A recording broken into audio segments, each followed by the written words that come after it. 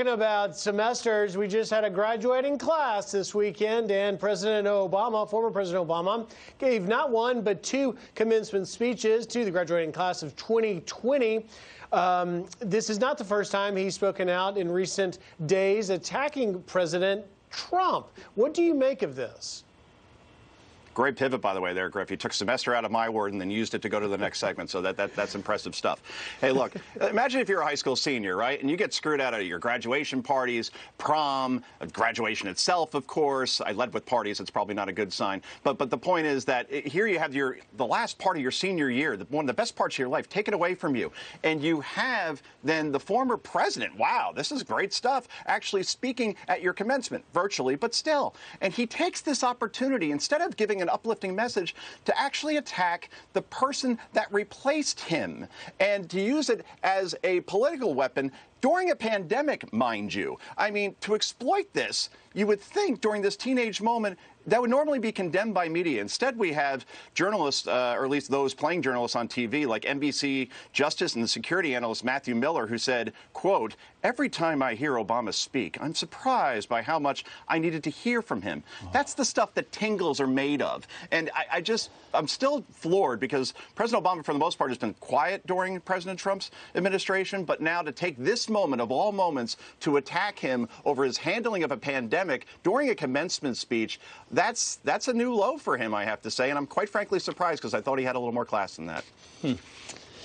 Yeah, and everyone thinks he's articulate. He's fine off a teleprompter, but you get him impromptu, and there's the ums and ahs are everywhere. It's unfortunate, yeah, that he took that shot. Joe Concha, thank you so much for that and that statement of president of a cell block at Rikers. That was very good, sir. Appreciate it. Thanks, Joe. Thanks, guys. Have a good one. All right, turning now to your headlines, and Jed's going to read them. Yeah, we've got big news to cover because there were graduations. A lot of people not able to have their ceremonies as they wanted, seniors in high school. Well, Barack Obama, former president, gave a commencement address that was broadcast online for graduates to watch. And in part of it, he took some not-so-veiled shots at the current administration. Here's Barack Obama, remember, commencement address yesterday.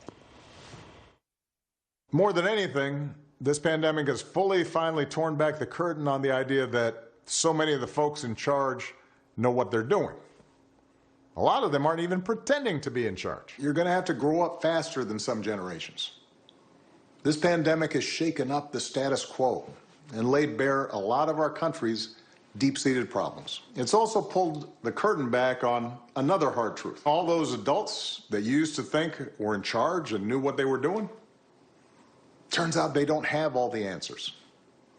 A lot of them aren't even asking the right questions. So I don't know, Jed, is he talking about those Democrat governors that are crushing their states with these draconian measures, one size fits all, or is he taking a swipe at President Trump? You know, the more I listen to it, the weirder it gets, truly, to listen. This is a commencement speech. So when you first listen to it, you almost forget that it's a commencement speech. You say, oh, this is President Obama, you know, giving some sort of political speech, you know, trying to say that the Trump administration is divisive and whatnot. But when you think about it, it's a commencement speech. It's supposed to be motivational, positive. It's supposed to be about the graduates.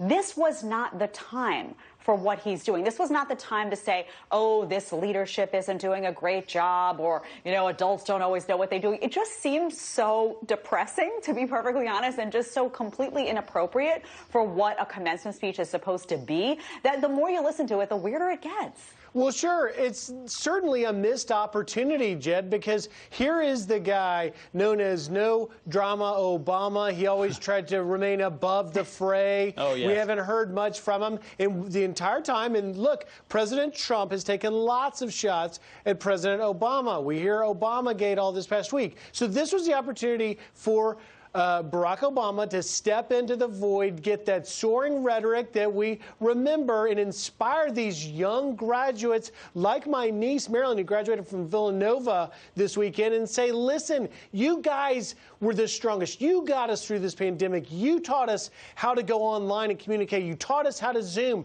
Build upon it. Be a leader. Give me the high bar. But instead, President Obama said, thanks for the mic. Let me take a crack at Trump. Yeah. That's unbelievable to fault a lack of leadership in a time of pandemic when the very people we will depend in the future on are being assailed with political gotcha. And time again, he talks like a typical leftist, the people in charge.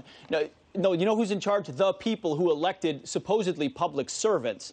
Yet these Democrat governors and Barack Obama, they feel like, no, we're in charge, we're the experts, and Donald Trump's got it all wrong. It's amazing. And by the way, Barack Obama's not all that articulate. When he reads off a teleprompter, he can be inspiring or off of a speech. But when he's impromptu, the ums and the ahs, it's impossible to listen to. Anyway, a guy who did respond to it last night, because this was yesterday, was Peter Navarro, White House Trade and Manufacturing Policy Director. He talked about the speech and had a good take. Watch.